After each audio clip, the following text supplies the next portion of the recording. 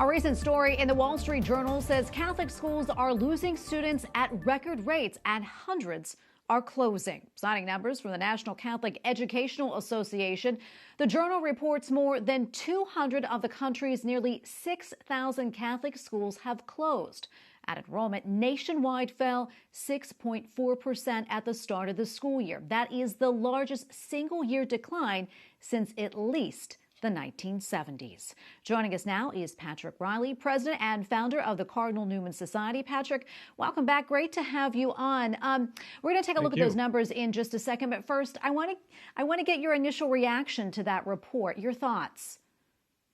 Yeah, obviously it's tragic. Every Catholic child deserves a Catholic education, and this is a real loss for a lot of families. I do think it needs to be put into context. Since 1965, on average, 109 schools have closed every single year. So we've had a 6-decade problem in Catholic education, and COVID packed a punch, but we need to be dealing with some of the bigger problems by strengthening Catholic identity and by bringing costs down so that more Catholic families can come back to Catholic education. Yeah, I want to go back to those numbers again. As we mentioned, more than 200 Catholic schools have closed. And as the Wall Street Journal reports, more may even close over the summer. Does that surprise you? I know in some areas, Catholic schools actually saw a boost in enrollment this year, particularly because of COVID, because public schools were closed. Can you talk a little bit more about that?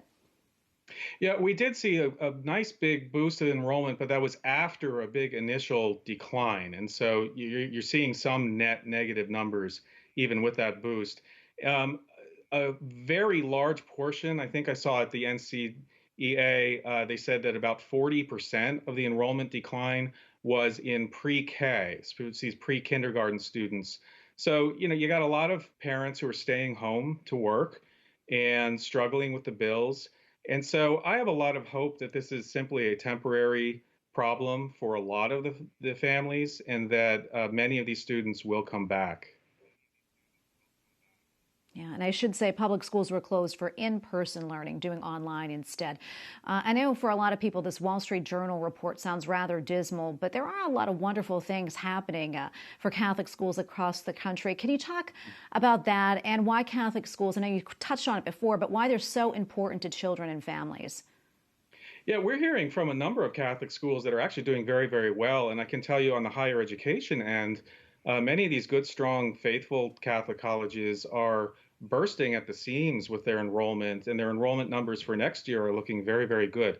So, part of it is providing something that Catholic families really want. And it's many of the schools that are closing are sort of weak in their Catholic identity. They tend to be the inner city schools that are focused on larger numbers of non-Catholic students. The homeschooling numbers, the Census Bureau just came out with a report saying that 11% of American families with children homeschooled in 2020. And so if that holds up for Catholic families, it may be that even though Catholic schools have declined, Catholic education in a broader sense has not.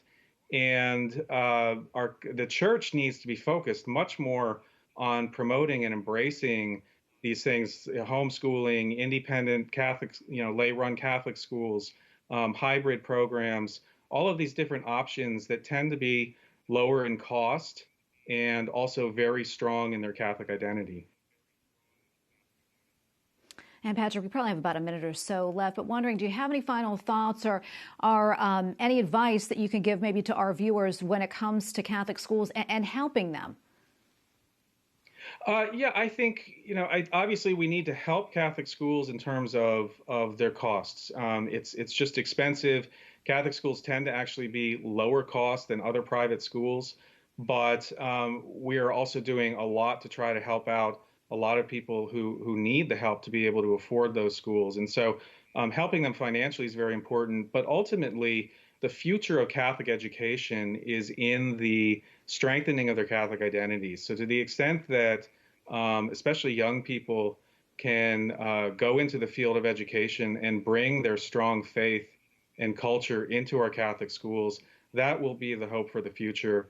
And certainly embracing these other opportunities like homeschooling and hybrid schools. And Catholic education is becoming a much broader thing than just the parochial school. And Patrick, thank you for your time today and speaking with us. We appreciate it. Patrick Reilly, president and founder of the Cardinal Newman Society. Thanks again. Thank you.